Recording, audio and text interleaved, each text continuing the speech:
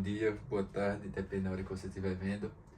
Eu criei esse canal aqui, o meu intuito vai ser ajudar o máximo de estudantes que eu conseguir. Como vocês bem sabem e como é nítido, eu também sou um estudante, então o meu objetivo também vai ser fornecer somente a base, porque eu acredito que o papel do estudante aí é de se aprofundar.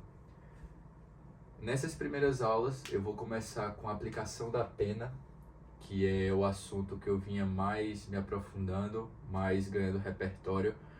E eu acredito que vai ser assim no canal, conforme eu vou aprendendo sobre um assunto, conseguindo ter mais segurança para falar, aí eu vou passando.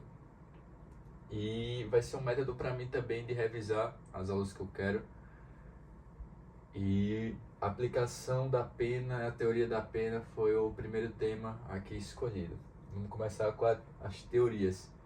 Bem, como é sabido, a história da pena, a história do próprio delito, é tão remota quanto a própria sociedade. Não se sabe ao certo quando a pena privativa de liberdade ou a punição foi inventada, mas sabe-se que ela é muito antiga. E algumas teorias foram criadas com o intuito de dizer o porquê a pena foi feita e qual é o intuito da pena, por que ela é aplicada. E a primeira teoria foi a teoria retributiva ou absoluta.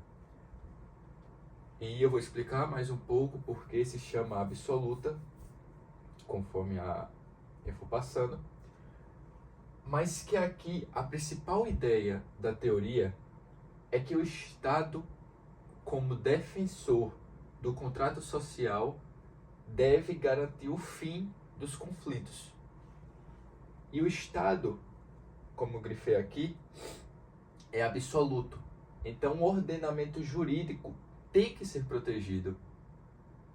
E aquele que perturba o ordenamento jurídico, que quebra o ordenamento jurídico, deve sofrer um mal, como eu escrevi aqui.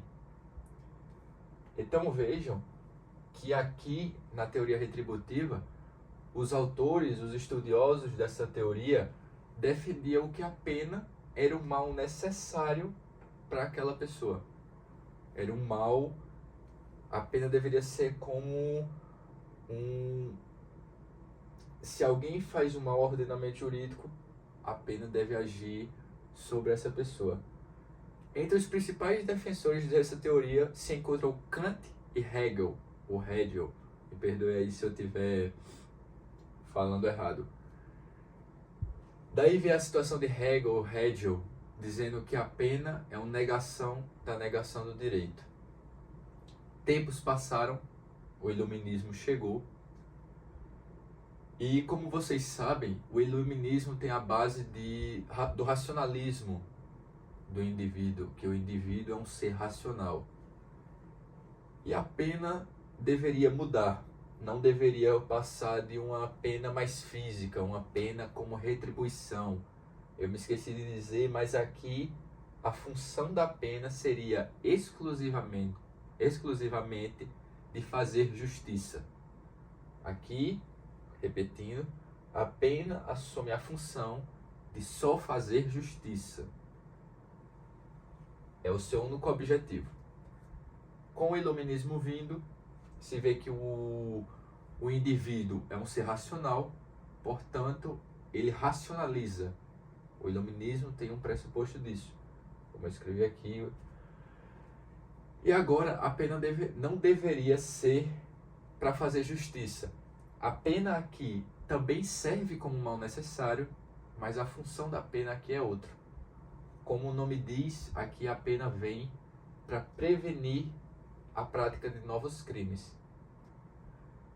E a prevenção, o autor Feuerbach, eu não sei pronunciar o nome, foi quem fez a teoria da prevenção tanto geral quanto a prevenção especial.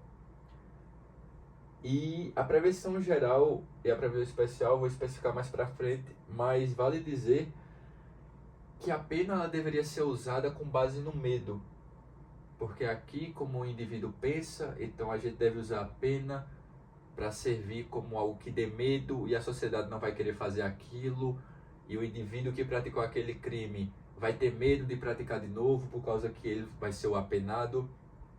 Mas enfim, aqui na prevenção geral, a teoria da prevenção geral foca na sociedade. A sociedade, quando vê um indivíduo sofrendo a pena, sofrendo as consequências, a sociedade deveria ficar com medo e não praticar aquele ato. Então, prevenção geral tem o enfoque da sociedade. Na prevenção especial, aqui a teoria focava dizendo que a pena deveria ter o caráter especial de focar no agente. Então, por exemplo, se o agente veio a cometer o crime, a pena caiu sobre ele, aí surge a prevenção especial. Especial é no agente. Aqui, prevenção geral, a teoria foca que a sociedade não deveria repetir. Na prevenção especialíssimo, subjetivo, do agente. Se lembrou do especial, se lembrou do agente. Então aqui a prevenção geral teria um enfoque como a sociedade, que a sociedade não deveria voltar a fazer aquele ato, e a prevenção especial deveria recair sobre o agente específico. Mas aí você me pergunta, mas Rômulo, tem agentes que são racionais, mas não tem medo. Os chamados criminosos habituais, né? Eles não têm medo, mas eles são racionais.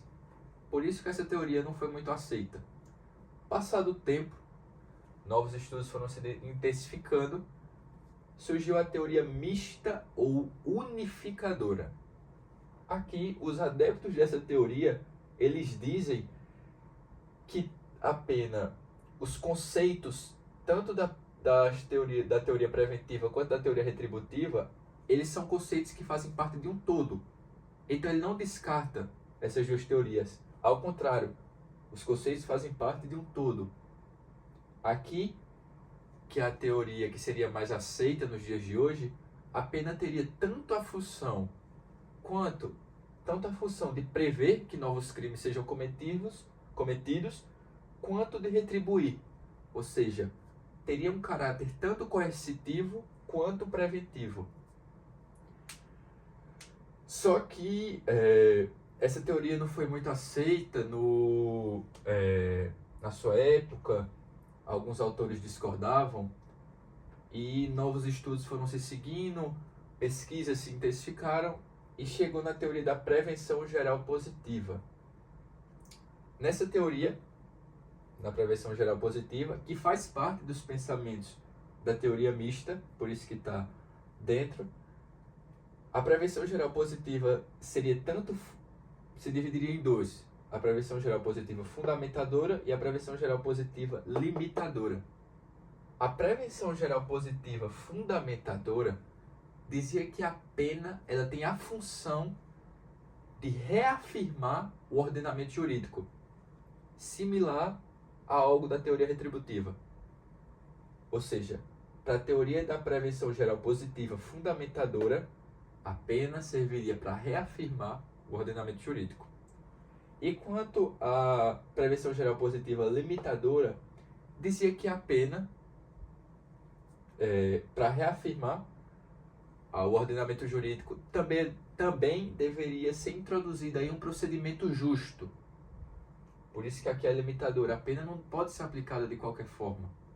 Então a pena deveria ser aplicada em um procedimento que garantisse os direitos do apenado. Aqui é só uma base que eu falei, é rápido, é bem superficial, mas eu acredito que é só uma parte introdutória. Daqui a pouco eu vou começar o sistema trifásico, a aplicação da pena realmente, como é no caso prático no Brasil, mas são as teorias que fundamentam o porquê a pena privativa de liberdade existe. Recapitulando tudo, pena retributiva absoluta teoria retributiva absoluta, o Estado é absoluto, o ordenamento jurídico deve ser protegido, e a pena é um mal necessário a quem desorganiza, a quem bagunça o ordenamento jurídico. Teoria preventiva, aqui o foco deve ser prevenir o delito, se divide em prevenção geral e específica. A prevenção geral foca na sociedade, a prevenção especial foca no indivíduo. O indivíduo não deve voltar a praticar. A base da teoria preventiva seria o medo, a coerção. Como o indivíduo é um ser racional, ele vai se basear no medo. Antes dele fazer aquilo, ele vai racionalizar, dizer não vale a pena. Mas nós vimos que tem os criminosos habituais e que essa teoria não foi bem aceita. Na teoria mista, os conceitos dessas duas fazem parte de um todo. Não foi bem aceita, houve muito debate. Chega aí, incluso na teoria mista, a teoria da prevenção geral positiva, que se divide em dois: prevenção geral positiva fundamentadora e limitadora. Prevenção geral positiva limitadora, a pena deve servir para reafirmar o ordenamento jurídico. Teoria da prevenção geral positiva limitadora, a pena deve ser incluída em um procedimento justo e que garanta também os direitos do apenado. Bem, passando agora para a aplicação prática da pena, principalmente no Brasil, né, obviamente. Bem, o Código Penal, no artigo, se eu não me engano, 62, ele adota o sistema trifásico da pena. Então, obviamente, trifásico vem aí de 3 fases. A pena vai passar por um trâmite de 3 fases. As fases são bem simples de entender, requerem sim um aprofundamento, principalmente por exemplo, de cada circunstância judicial que eu vou falar aqui, de cada agravante, mas como eu só quero passar a base, algo mais superficial, eu acho que vocês vão conseguir entender por cima. Na primeira fase, vamos com calma aqui, que aqui é a fase onde mais acontecem erros por parte do magistrado, que é a fase que mais requer uma avaliação subjetiva do magistrado, como eu vou explicar mais pra frente. Mas vamos lá. Na primeira fase, o juiz vai ver qual crime foi feito e ele vai fixar a pena base.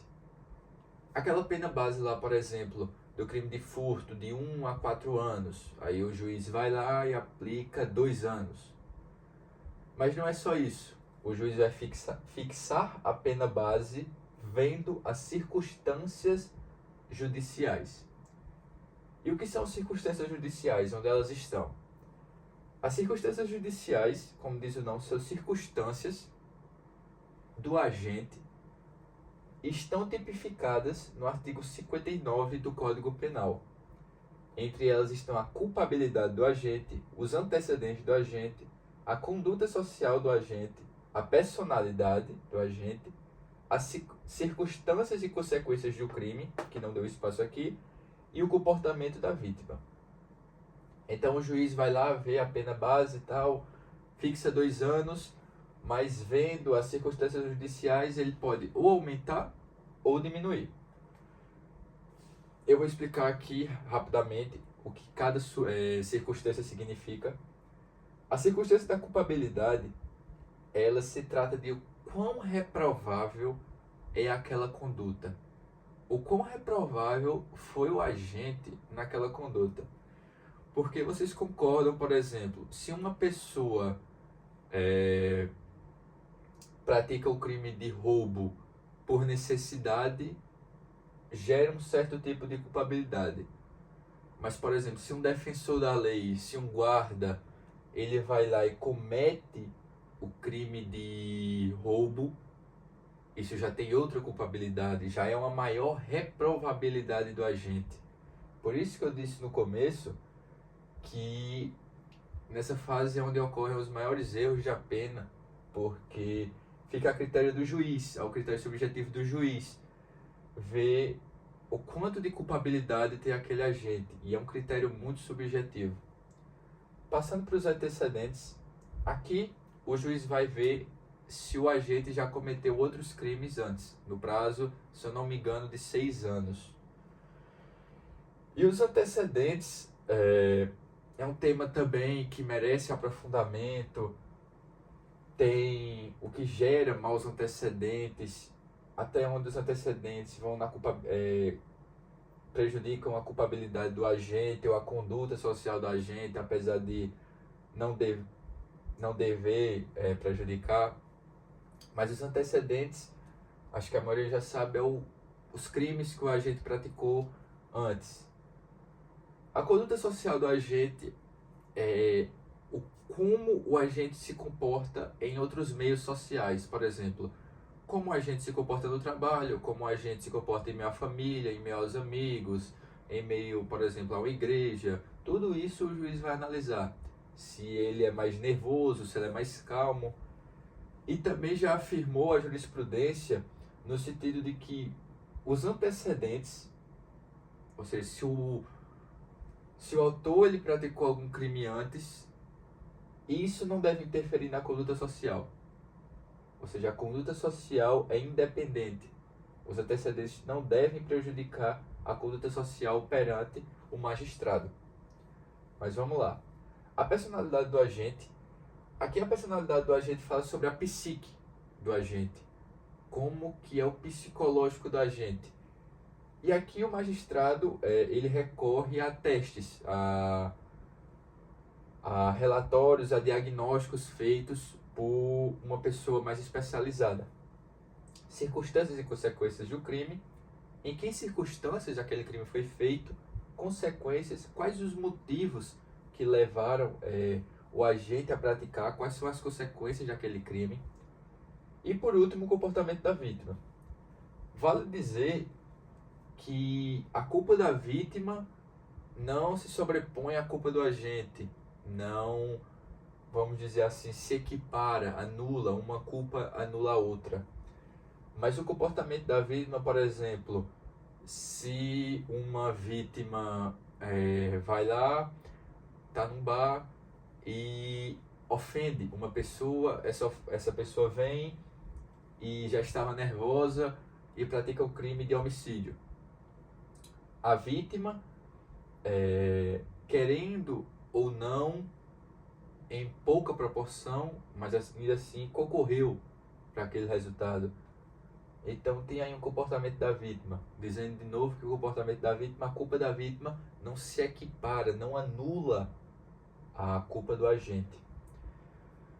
Aqui eu deixei registrado que o magistrado ele sempre deve fundamentar especificamente quais circunstâncias ele vai escolher, como ele vai aplicar. Por exemplo, se o magistrado diz que os antecedentes de tal autor pesaram muito para a decisão, mas por que pesaram muito? O magistrado sempre deve responder, sempre deve fundamentar especificamente.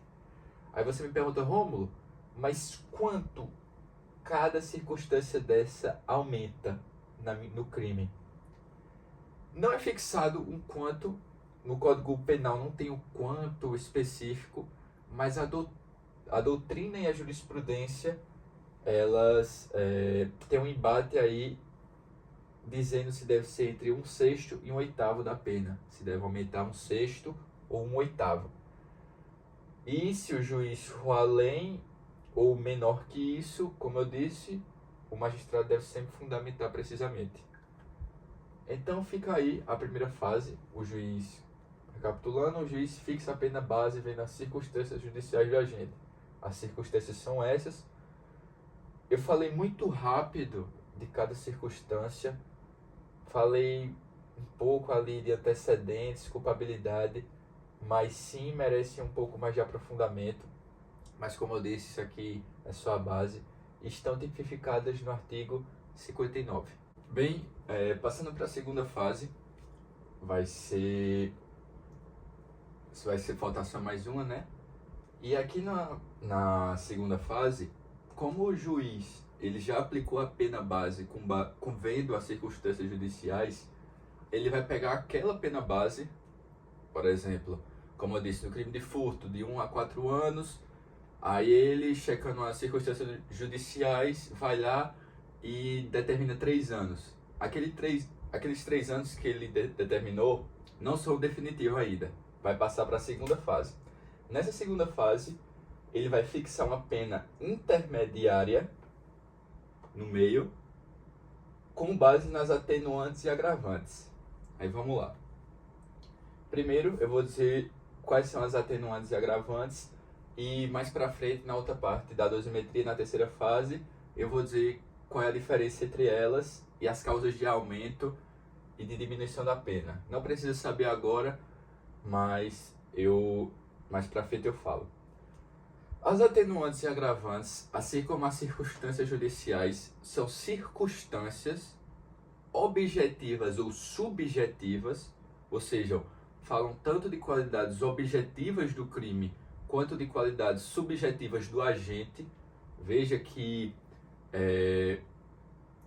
aqui vai estar previsto apenas na parte geral do Código, nos artigos 61 e 62.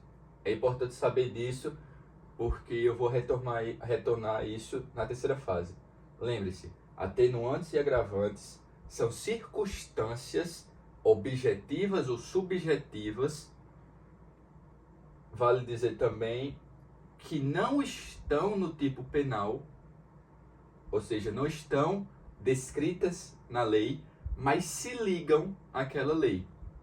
Repetindo, atenuantes e agravantes são circunstâncias subjetivas ou objetivas que não estão descritas no tipo, mas se ligam ao tipo. Por exemplo, temos aqui a atenuante de menoridade, ou seja, quando o sujeito tem menos de 18 anos. Vejam que nem todo crime vai trazer, na hipótese do agente ter menos de 18 anos. Pode ter no crime, pode ter, por exemplo, no crime de homicídio, vamos supor. Mas se não tiver, é um atenuante. Não está descrito lá, mas está previsto nos artigos 61 e 62. Não estão no tipo, mas se ligam ao crime. É importante saber disso. Não estão no tipo, mas se ligam no crime. Aí você fala, Rômulo, mas e se o juiz lá checando, vai fazer a pena intermediária, vê que tem um concurso aqui entre agravantes e atenuantes? Tomando por base o livro de Rogério Sanches, ele fala que vai se checar quais atenuantes ou agravantes são preponderantes. Porque aí se tem, de acordo com o artigo 67, se tem um tipo de hierarquia, qual o juiz deve aplicar em detrimento de outras. E aqui eu escrevi qual é a hierarquia das agravantes e atenuantes. Primeiro, o juiz vai dar maior importância, vamos dizer assim, às atenuantes de menoridade ou senilidade. Senilidade, para quem não sabe, é quando o agente tem mais de 70 anos. Vendo isso, em segundo lugar aqui, o juiz vai ver a agravante de reincidência, se o agente ele é reincidente. Depois, no terceiro lugar, o juiz vai ver as atenuantes e agravantes subjetivas, ou seja, que fazem parte, que se ligam ali ao agente, que falam parte da questão subjetiva do agente em si. E por último, as atenuantes e agravantes objetivas. Então fica essa hierarquia aqui. Primeiro as atenuantes de menoridade e senilidade, depois a agravante de reincidência, depois atenuantes e agravantes objetivas e depois atenuantes e agravantes subjetivas. Mas vejam que isso é só no caso de ter um concurso, de ter uma disputa entre agravantes e atenuantes. Aí o juiz deve ver quais são as agravantes e atenuantes preponderantes. Aí você me pergunta, Rômulo, as agravantes, elas agravam todos os crimes, todos os tipos penais? E a resposta é não. A não ser que tenha uma exceção. As agravantes, elas só vão agravar em crimes dolosos. Tem que prestar atenção nisso. Agravantes só agravam em crimes dolosos. Mas tem uma exceção. Em crimes culposos, tem a exceção que a agravante de reincidência pode aparecer. Veja bem, a regra, agravantes agravam nos crimes dolosos, mas nos crimes culposos, a agravante de reincidência pode agravar. E aqui a pergunta é, as agravantes sempre vão agravar o crime? Em regra geral, sim, mas tem 3 casos que se assemelham às atenuantes em que as agravantes não vão agravar. O primeiro caso, que é o seguinte: como eu disse a vocês, as agravantes e atenuantes elas não estão previstas no tipo penal, ou seja, elas não estão descritas lá no artigo, até no próprio caput. E nisso, se as agravantes, o primeiro caso é, se as agravantes já estão no tipo criminal ou qualificam um crime, a agravante não pode agravar. Repetindo, se as agravantes já estão no tipo penal, por exemplo, vamos supor que um agravante seja concurso de pessoas. Aí vamos lá, vamos supor que no crime de homicídio tenha lá um inciso dizendo: homicídio será qualificado quando tiver concurso de pessoas. Mas já tem agravante de concurso de pessoas. Aqui eu só estou dando um exemplo. Vamos fazer de conta. Aí, como já tem o concurso de pessoas no tipo penal, eu não posso pegar aquela agravante e aplicar ao crime de homicídio, por causa do princípio bis e idem. Ou seja, eu não posso punir o agente 2 vezes pelo mesmo crime. E aí, espero que tenham anotado, esse é o primeiro caso. Eu não posso agravar se a agravante já está no tipo penal. O segundo caso é que é o seguinte: na segunda fase, o juiz ele fica ligado aos limites do tipo penal. Por exemplo, no crime de furto, o juiz tem que se deter entre 1 e 4 anos. Aí o juiz vendo lá, pegou e viu que a pena foi até 4 anos. Ele determinou lá, vendo as agravantes, atenuantes, circunstâncias judiciais, fixou 4 anos. Mas ainda tem algumas agravantes que o juiz pode aplicar. Nesse caso, o juiz não pode aplicar, porque ele tem que se deter entre 1 e 4 anos, coisa que não vai acontecer na terceira fase, mas aí vai ser mais pra frente. Então ficam esses 2 casos até agora. O juiz não pode aplicar as agravantes, ou quando ele já está detido nos limites, que ele não pode ultrapassar nem para menos e nem para mais, ou quando a agravante já faz parte do tipo penal, qualificando o crime. E o terceiro caso é o caso que eu falei para vocês aqui. Se checar um agravante e um atenuante, o juiz deve, se tiver um concurso entre agravantes e atenuantes, o juiz deve checar essa hierarquia aqui, não podendo pegar outras agravantes. Então ficam esses 3 casos. Sempre vão agravar? Em regra, sim. Mas nos casos de limite, não pode extravasar, por exemplo, como eu disse a vocês, no crime de furto, 1 a 4 anos, pegou 4 anos aqui, aí tem mais agravantes, o juiz não pode aplicar. Então ficam esses 3 casos aí que eu falei para vocês. As atenuantes aqui, elas incidem em todo tipo penal? Sim. A diferença em atenuantes e agravantes, as atenuantes incidem em todos os tipos penais, tanto os crimes dolosos quanto crimes culposos, diferentemente das agravantes, como eu disse a vocês, que incidem apenas nos crimes dolosos, com ressalva para crimes culposos no caso de reincidência. As atenuantes sempre atenuam a pena? Aqui vai ser o mesmo caso das agravantes. Em regra, sim, mas tem os 3 casos que eu falei para vocês. As atenuantes não vão incidir se já estiverem no tipo penal, se se a pena já estiver no mínimo, as atenuantes não podem ser aplicadas para não ultrapassar o mínimo. E no caso de concurso entre agravantes e atenuantes, o juiz deve checar a hierarquia e não pode pegar as atenuantes aleatórias, ou seja, não pode aplicar qualquer atenuante. Então, fazendo um resumo geral aqui da segunda fase, o juiz vai pegar a pena base com as circunstâncias judiciais, vai fixar uma pena intermediária, que está no meio, com base nas atenuantes e agravantes. O que são atenuantes e agravantes?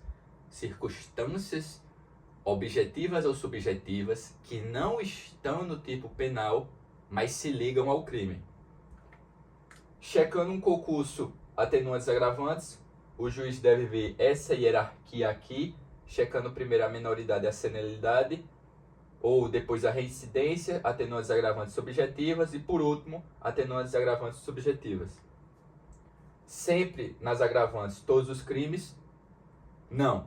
Agravantes só incidem em crimes dolosos, com exceção de crimes culposos, por causa da agravante de reincidência. A agravante de reincidência pode incidir em crimes culposos. Agravantes sempre agravam, em regra sim, lembrando dos 3 casos. Se for para aumentar a pena além do limite, não se aplica agravante. Se já estiver no tipo criminal, se já estiver descrito na lei algum agravante, o juiz não pode repetir agravante, vamos dizer assim, por causa do princípio bis idem. O agente não pode ser culpado pelo mesmo crime 2 vezes. E o terceiro caso, checando o concurso de atenuantes e agravantes, o juiz vai deixar de fora algum agravante. Atenuantes, todos os crimes, todos os tipos penais, sim. Diferentemente das agravantes, aqui as atenuantes podem incidir em crimes dolosos e em crimes culposos. E atenuantes sempre vão atenuar o mesmo caso das agravantes. Como eu já disse a vocês, os 3 casos. E é isso. Bem, pessoal, vindo aqui para a terceira e última fase do sistema trifásico, a pena onde vai ser feita, como digo aqui, a pena definitiva, a pena que o apenado vai ter que cumprir. Mas, como tiveram circunstâncias nas 2 últimas fases, aqui também vai ter uma espécie de circunstância, ou melhor, de circunstâncias, que são as causas de aumento e diminuição. Como eu bem escrevi aqui, a pena definitiva, ou seja, o juiz vai escrever a pena definitiva com base nas causas de aumento e causas de diminuição. Para ficar melhor o entendimento, num primeiro momento eu vou destrinchar, eu vou explicar quais são as principais diferenças, que são 3, a terceira é a principal, entre as causas de aumento e diminuição e as agravantes e minorantes previstas aí na segunda fase. Bem, a primeira diferença é que as causas de aumento e diminuição, elas estão previstas na parte geral, na parte especial, bem como em legislação extravagante, algo que é diferente das atenuantes e agravantes que já vimos anteriormente, pois, como eu disse a vocês, as agravantes e atenuantes estão previstas exclusivamente e só na parte geral. A segunda diferença, eu notei que eu não falei na parte da segunda fase, mas as causas de aumento e causas de diminuição, quando previstas tanto no tipo penal, na parte geral e especial ou legislação extravagante, a seguir vai ter um quanto exato. Isso significa que, por exemplo, vamos supor aqui a existência de uma causa de aumento. Não é assim que está previsto, mas aqui é só um exemplo. Vamos supor que no crime de furto esteja lá uma causa de aumento de praticar furto de madrugada aumenta a pena em 1/6. Isso é uma causa de aumento, porque está previsto no tipo penal e tem um quantum exato. Eu não disse algo, eu me esqueci, na verdade, de dizer que as agravantes e atenuantes elas não têm um quantum exato, um quantum específico. Isso significa dizer que quando o juiz vai verificar se há uma causa de aumento, se há um agravante ou um atenuante, e fica a critério dele decidir o quanto ele vai aumentar na pena ou vai diminuir. Nas causas de aumento e diminuição, não. Tem o quanto exato, ao contrário das agravantes e atenuantes, que fica a critério do juiz. Geralmente é de 1/6 aí que ele aumenta ou diminui a pena. E a terceira diferença é a principal diferença entre as causas de aumento, diminuição, agravantes e atenuantes, que é o efeito. Como eu bem disse a vocês, as agravantes e atenuantes, elas ficam restritas aos limites impostos no tipo penal. Então, se o juiz no crime de furto, que é de 1 a 4 anos, fixa 4 anos, o juiz pode ter todas as agravantes do mundo, mas ele não pode aplicar aquelas agravantes porque ele não pode ultrapassar os limites descritos no tipo penal. Bem como ele não pode aplicar as atenuantes se ele fixou 1 ano, porque ultrapassaria o limite. Não é o que ocorre aqui com as causas de aumento e diminuição. Aqui o efeito é outro. Se o juiz fixar 1 ano ou 4 anos, que é o limite, por exemplo, no crime de furto, se tiverem muitas causas de aumento ou causas de diminuição, o juiz pode sim ultrapassar os limites. Então, se o juiz fixar 4 anos e tiver causas de aumento, o juiz pode sim fixar para mais de 4 anos, fixar aí 6 anos. Agora, no segundo momento, eu peço que tenha um pouco mais de atenção, que aqui eu vou explicar a situação quando tiver ou mais de uma causa de aumento ou mais de uma causa de diminuição. Tanto uma causa de aumento genérica, da parte geral, ou uma causa de aumento especial, da parte especial. Aqui o que eu escrevi foi um concurso homogêneo ou concurso heterogêneo, aqui na primeira parte, concurso homogêneo de causas de aumento. O que quer dizer? Quando o juiz se deparar com uma causa de aumento específica e uma causa de aumento específica, ou uma causa de aumento genérica e uma causa de aumento genérica, o que é que eu faço? Bem, numa primeira análise eu vou somar, mas eu não posso somar de qualquer forma. Eu vou seguir o princípio da incidência isolada. E o que é que diz o princípio da incidência isolada?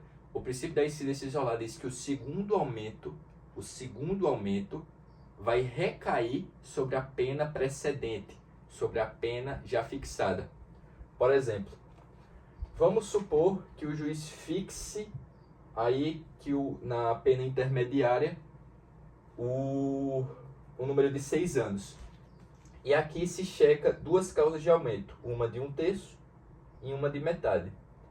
Nota-se que o juiz aumentou aqui 6 mais 1/3 de 6, que daria 2. 6 mais 2.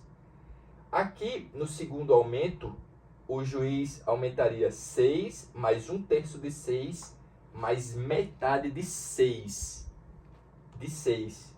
O princípio da incidência diz que o segundo aumento vai incidir sobre a pena precedente e não sobre a pena já aumentada. Se o juiz não usasse esse princípio, seria diferente. Ele usaria 6 mais 1/3 de 6, que daria 2, 6 mais 2, 8, mais 1/3 de 8, mais metade de 8, perdão. 6 mais 1/3 de 6, 2, que dá 8. 6 mais 2, 8.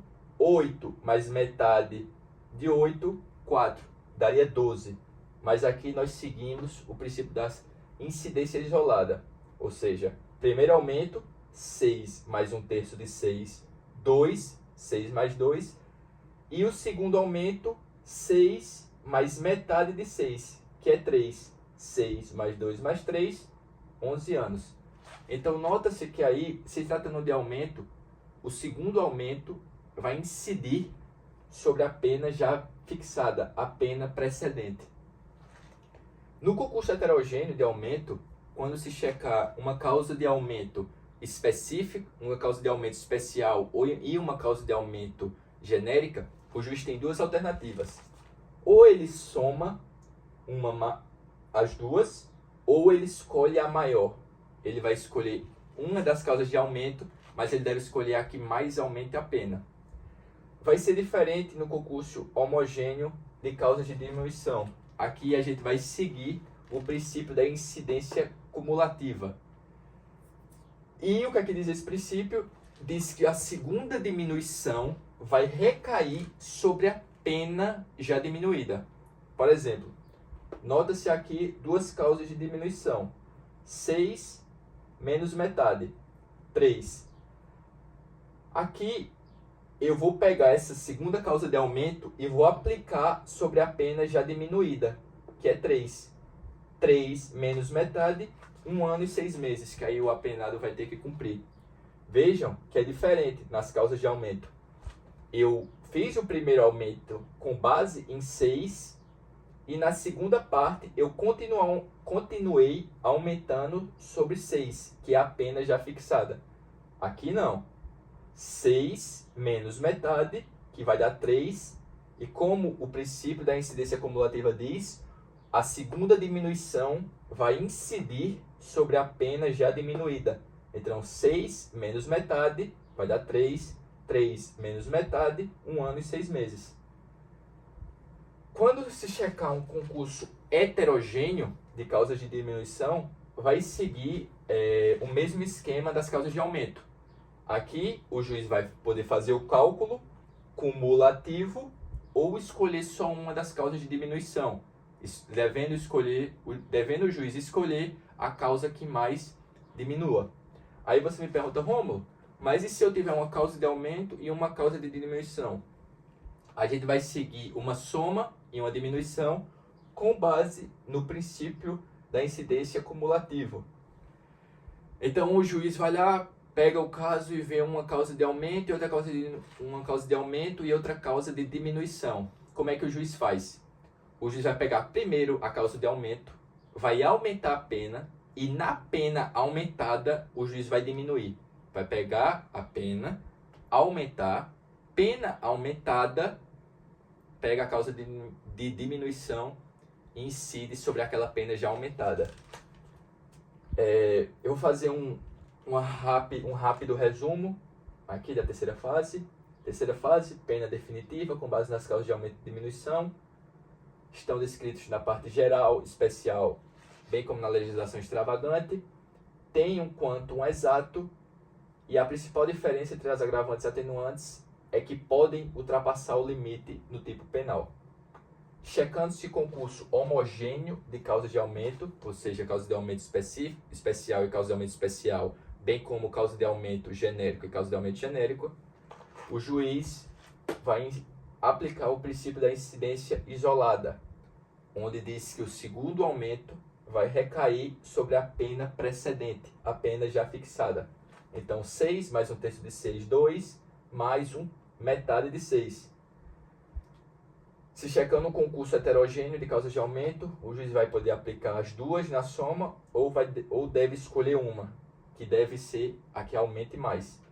Se checando um concurso homogêneo de causas de diminuição, o juiz vai usar o princípio da incidência cumulativa, onde diz que a segunda diminuição vai recair sobre a pena já diminuída, 6 menos metade, 3, o segundo aumento é sobre a pena já diminuída, 3 menos metade, 1 ano e 6 meses.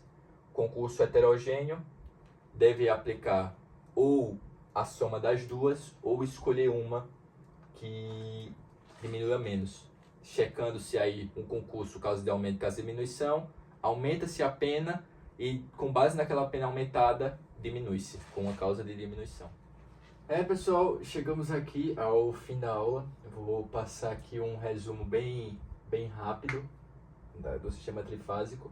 Já adiantando que eu planejo fazer o próximo vídeo do início do cumprimento da pena, que vai aí abranger os tipos de regime fechado, regime semiaberto, a fixação do cumprimento inicial da sentença dos regimes. E a partir desde já eu quero agradecer aí a atenção se você chegou a esse ponto do vídeo.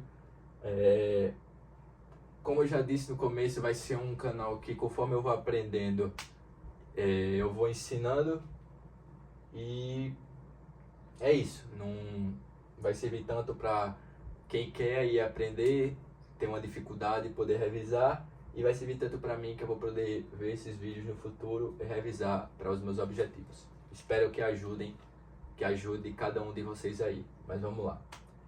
Fazendo um resumo bem rápido aqui do sistema trifásico. na primeira base, na primeira fase, o juiz vendo o crime, se é um crime qualificado ou crime normal, vamos dizer assim, um crime padrão, vai fixar a pena base vendo as circunstâncias judiciais. Aí, se eu não me engano, está previsto no artigo 59. E quando o juiz fixar essa pena base, checando as circunstâncias judiciais, ele vai fixar uma pena intermediária com base nas atenuantes e agravantes. Esqueci aqui de botar um acento. Vai fixar uma pena intermediária, ou seja, a pena do meio, com base nas atenuantes e agravantes. Aí, que são diferentes nas causas de aumento e de diminuição. Eu expliquei mais quando eu expliquei a terceira fase. E depois o juiz vai definir a pena, vai fazer a pena definitiva, vendo as causas de aumento e as causas de diminuição. Checando sempre, eu lembro para você reforçar, se aprofundar nas circunstâncias judiciais, principalmente com a diferença entre reincidência e maus antecedentes aí. Ver também o caso das atenuantes e agravantes, os 3 casos que eu falei, quando se aplica, quando não se aplica, voltar o vídeo se teve uma dúvida. O livro que eu tive por base, que me ajudou muito, foi o de Rogério Sanches. E ver os casos em que se usa, não se usa atenuantes e agravantes. E por fim, a terceira fase, que é quando o juiz vai fixar a pena definitiva e com base nas causas de aumento e causas de diminuição. Sugiro também a vocês, conforme vão vendo os crimes, verem também os exemplos de causas de aumento e causas de diminuição. Pode pesquisar na internet, ou nos tipos penais já estão descritos também as causas de aumento e as causas de diminuição. É um assunto bem simples, quando você pega lentamente. E ficamos por aqui. Espero que eu tenha ajudado cada um no seu respectivo objetivo. Como eu já disse, vai ser a ideia do outro vídeo, os regimes prisionais. Acredito que vou falar um pouco também sobre os efeitos da condenação. E estou estudando para falar sobre o processo de execução no processo civil.